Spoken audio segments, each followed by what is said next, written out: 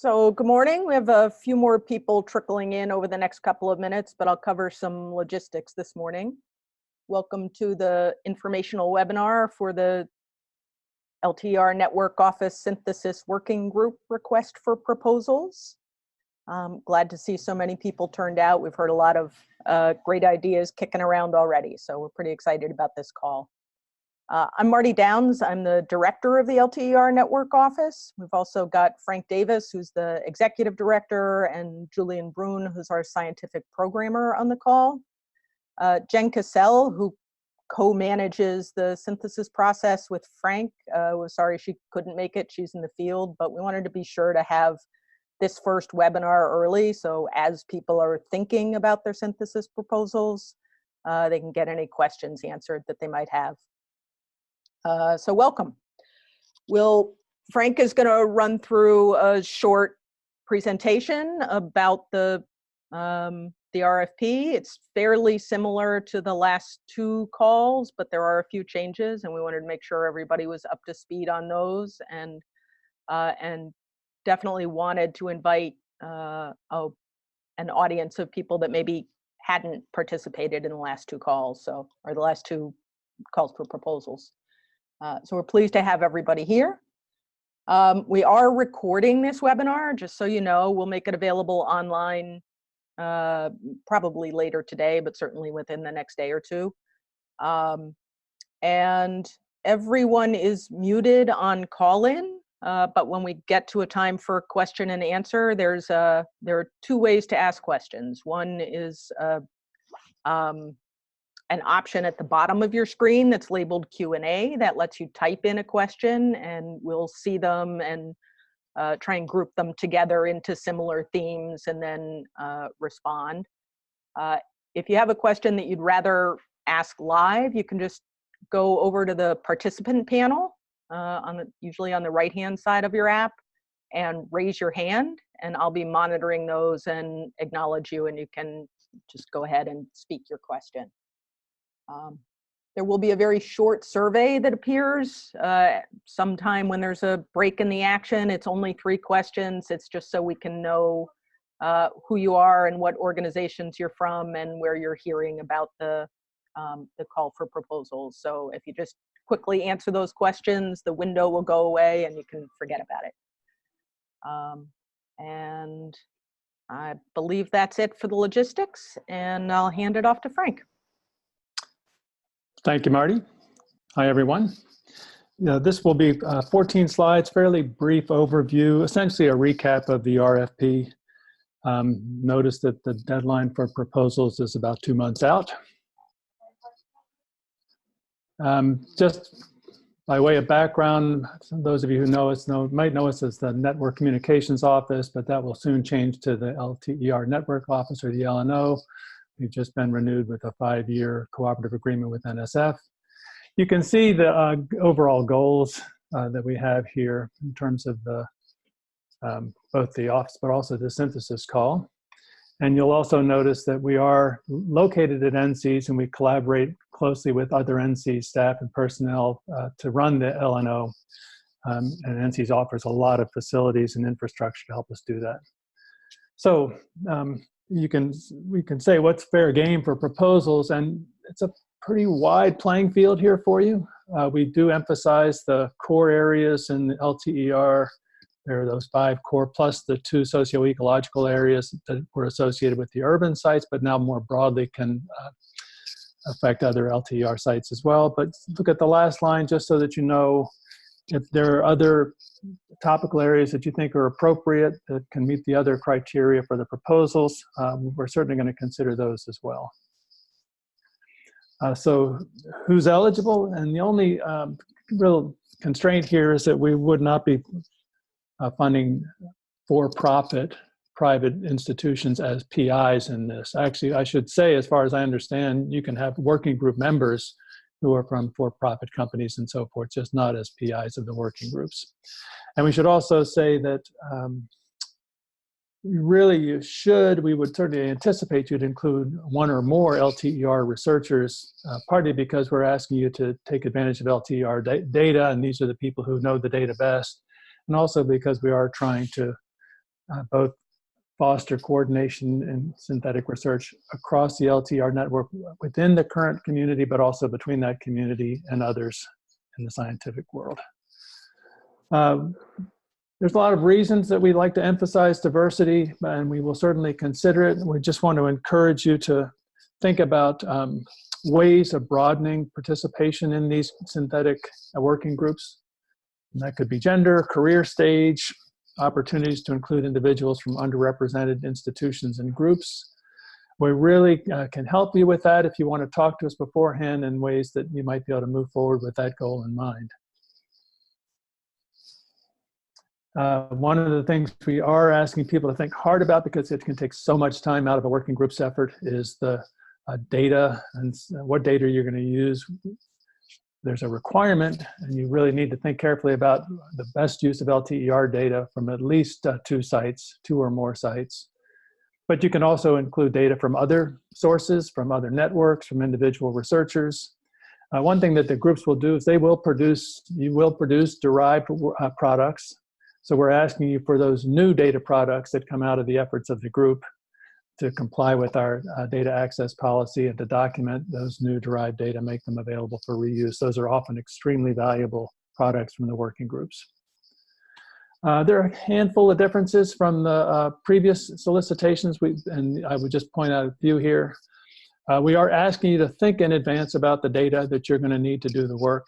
So there is a data sources table. We don't expect it to be exhaustive, comprehensive, but this is an opportunity for you to think a little bit more systematically about what data you really would need, what the status of those data is, are they available, what kinds of constraints are they under, and so forth. So we'll also point out that in terms of the way the group operates, we will provide more support and training for a technical liaison to help with the data workflows, and I'll come around to that in a second.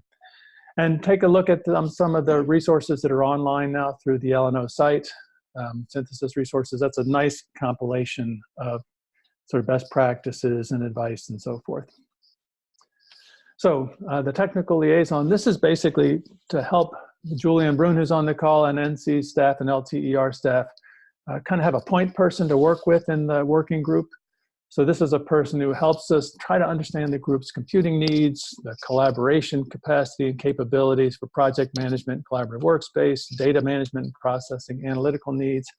That technical liaison could be the PI, it could be a member of the working group, it might make sense to have an LTER site IM as that point of contact depending on the project design. And so for that particular individual, we'll provide some additional, more detailed and intensive training, opportunities for a 3-day training workshop, things like that. And that we see as a good way to get the groups sort of more technically kind of up to speed as quickly as possible. So what can be funded? And this, I think those of you who've worked through NC's working groups or LNO working groups in the past understand this. These are participant funds. So we support travel, lodging, per diem, and the LNO will reimburse actual expenses. We can't fund collection of new data or new field research. We can't support overhead or funds spent at the investigators' home institutions. And we can't essentially fund activities that support something other than the working group itself. We have the objective of trying to fund maybe up to 4 projects for up to a 2-year duration. I will say that this will not be the only call over the next 5 years. We anticipate having 3 calls. So what's involved in the review process? I think this is all pretty well spelled out in the call for proposals and the RFP, but you can see it here. And we do have a panel that we convene that includes both LTER and non-LTER scientists with a broad representation of expertise to provide their input, their kind of rating of the proposals. Ultimately, the final decision is going to be made by the executive director, myself, in consultation with Marty, the director, and with the board of the LTER, the chair of the executive board. One thing I'll point out is we often have a bit of an iteration with the working groups, even successful proposals. We may go back and talk with the PIs about ways they might think about working group composition or new data sources they hadn't considered, timing, the way they design the meetings and so forth. things you need to know. We've got some webinars. We've got a due date. We'll announce the awards in early 2020, and we expect projects to start to kick in February 2020. So that's it for just an overview of the process. And let me just stop. And Marty, if there's anything that you'd like to add that I didn't mention in the first set, or Julian that I didn't mention in just this overview, let me stop there. No, I think that covered it pretty well, Frank. So in that case, what we're really here for is just to help you if you have specific questions. So Q&A, let's go into that part of the webinar at this point, if that's okay with everyone. Maybe stop sharing, screen sharing.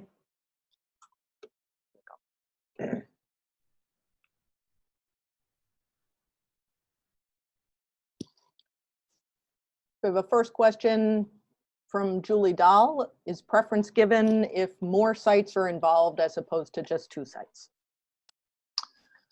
Not necessarily. I really think that, at least based on our past RFPs, we really like to see you take advantage of the data that you need to answer the question that you pose. So if we think that you have underestimated the contribution from LTER sites, we may suggest additional sites that might be included, but it's not a hard criterion that the more sites, the better in the proposal. We've got I'm acknowledging Giorgio who has a question. Looks like he's muted. I'd like to know, so first question is, where can I get an overview of the data that are already available at LTER sites on the internet? Is there a list or table or something? Marty, Julian, do you want to take that one? Yes. Yes, there is a data portal where you can find all the LTER data. It's linked from the LTER website, but currently it's managed by EDI, the Environmental Data Initiative. I don't have the link handy, but I can try to find it. And portal.environmentaldatainitiative.org, I believe. Yeah, let me quickly find it online and I can put it in the chat so everybody can have it. Perfect, thank you. We've got Suzanne Strom asks, do you know the timeline for other synthesis RFPs over the next 5 years? Spaced out about 2 years out for the next RFP, I think we anticipate, and then another 2 years out from that. Is that right, Marty? 1, 3, and no, I think we're thinking 1, 2, and 4. 1, 2, and 4. Yeah. So this year, probably pretty quickly again, just to have time to get through both of those, and then one a little bit closer to the end of the current funding.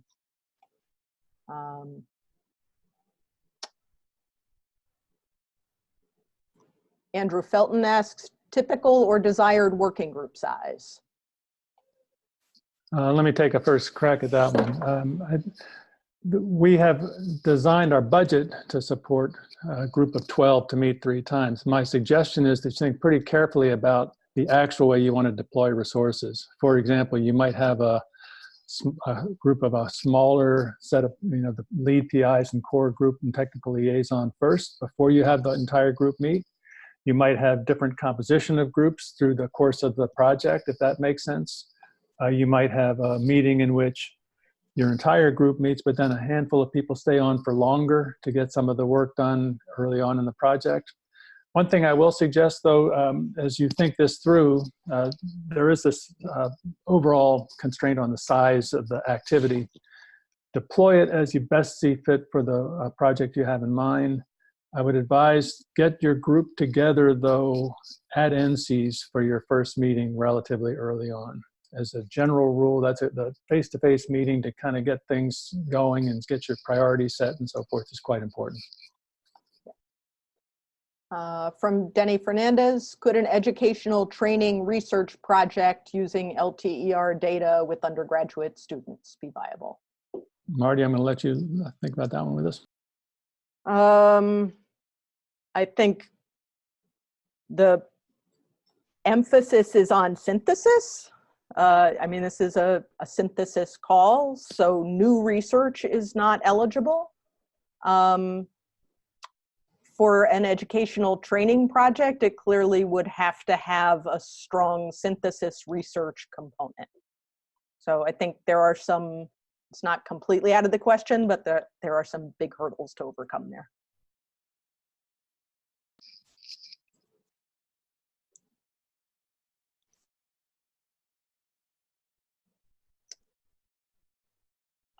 Others?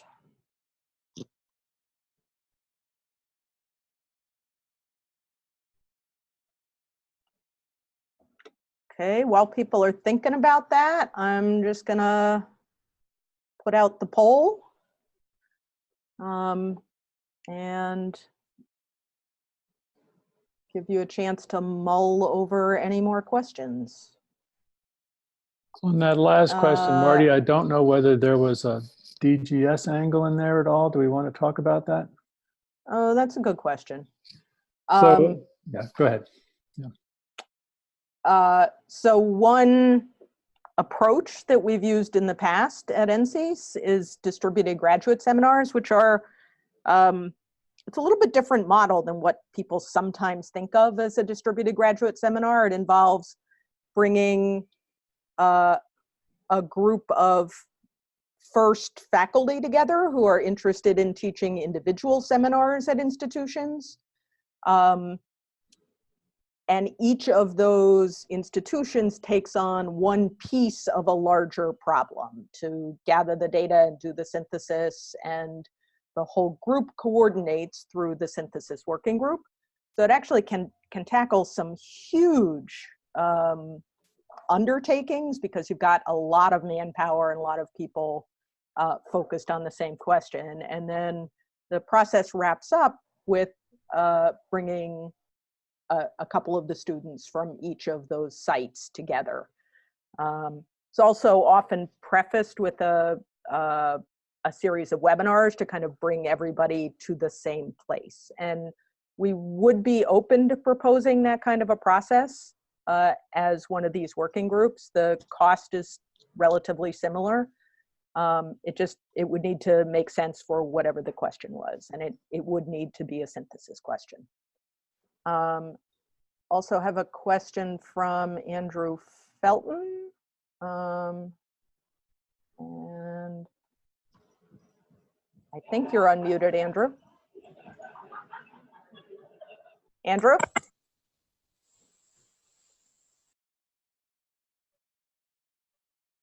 Andrew looks like he's still muted.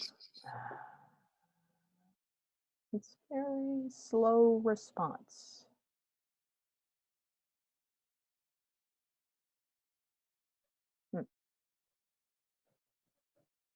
There, Andrew?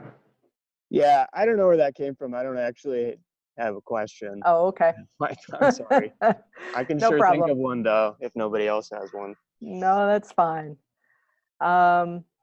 And we have a few more. Oh, there's you asked the typical or desired working group size.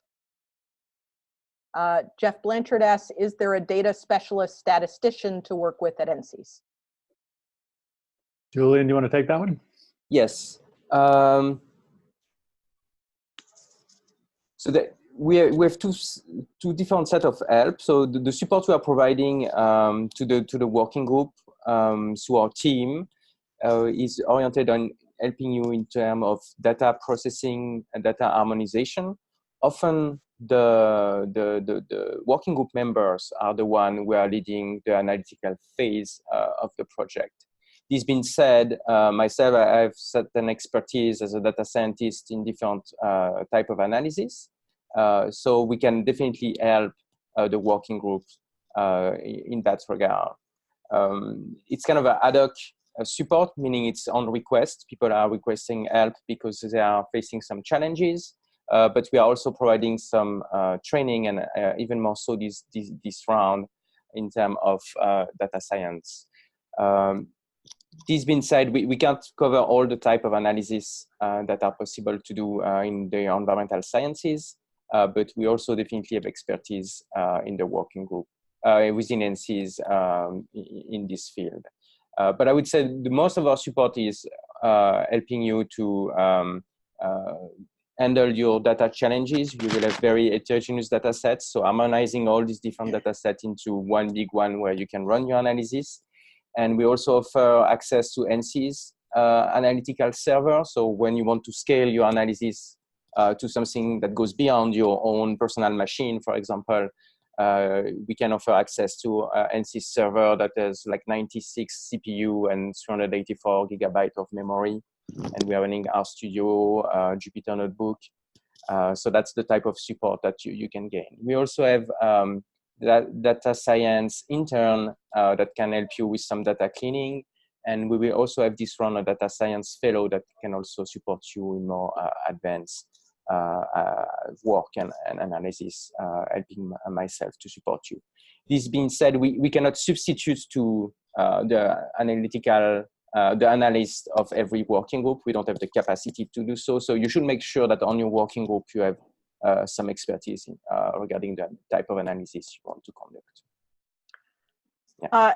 And I think particularly if you know there's a particular statistical challenge related to the question that you're asking, you want to try and identify some biostats people to include on the working group. That's kind of the most effective way of addressing that. I know some of the past working groups have included a lot of modelers or have included mathematicians and statisticians that deal with the particular challenge that they're trying to address.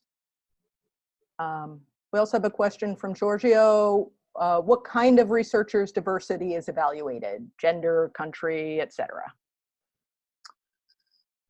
So I would say the list that I showed you, which includes gender, career stage, underrepresented groups, underrepresented institutions, and ecology and ecosystem science, all of those are forms of the diversity that we are certainly looking for. I would emphasize the notion that the diversity of the group often turns out to be one of the creative sparks for the group. So we base this in part on experience and some analyses that have shown that groups that have a bit more diversity tend to be more productive and creative. And so think about all those different dimensions of diversity. Again, we need to make sure you can align the group composition with the kinds of questions and research goals that you have. But with that being said, so I don't know that we necessarily are seeking international diversity as a particular goal as much as those others. I would say that's more if it really makes sense to have international participants in the group, they should be there. But that's not going to be something that we would consider meeting some of our own diversity goals. That's true. And Julie Dahl asks, what are you thinking when you say data-derived products? I think of things that might be useful for our ag stakeholders, farmers, agribusiness, land managers. I think we're derived data products is the wording there. So it's data coming out of the analysis as opposed to products derived from some other kind of products derived from data. Yeah, Julian, you want to add to that anything else about these kinds of products? Yeah, I would say the idea is really to make your workflow reproducible as much as possible. And we would like really to capture the end product that the working group will be producing on the data side. Meaning you will get a lot of different data sets, you're gonna bring them, normalize them and put them together. And that will be a lot of time and effort. And we think these data sets are very valuable for any network level analysis. And that's the one that really we want to capture. And part of the capturing is going to be also documenting these data sets. And again, we have an intern that can help with this process. And EDI also is a staff to help you to archive this data. But the goal is really to capture this data and make it, document it and make it available for others to reuse. And if you are writing script, we also will try to capture your script so people can look at how you did it.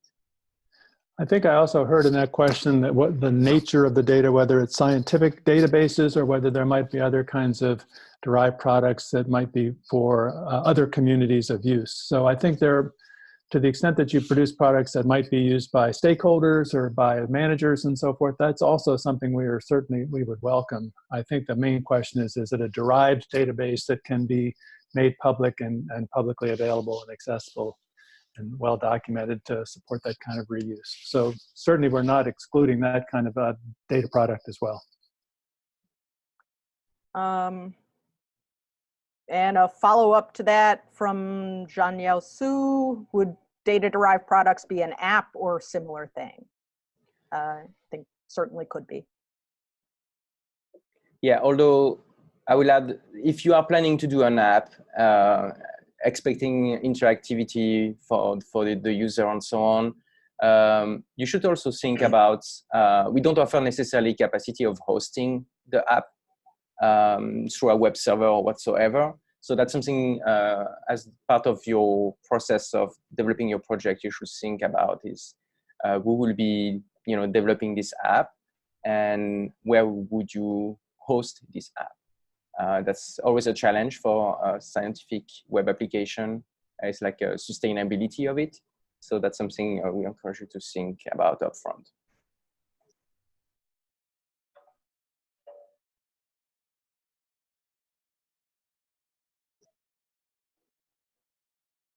Okay.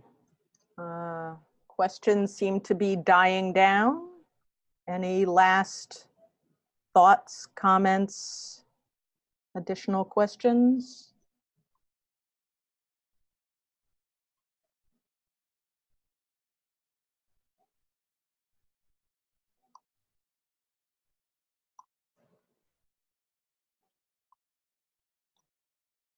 I would just add, Marty, feel free to drop us an email if you have additional questions. We're happy to respond between now and the deadline for the proposals.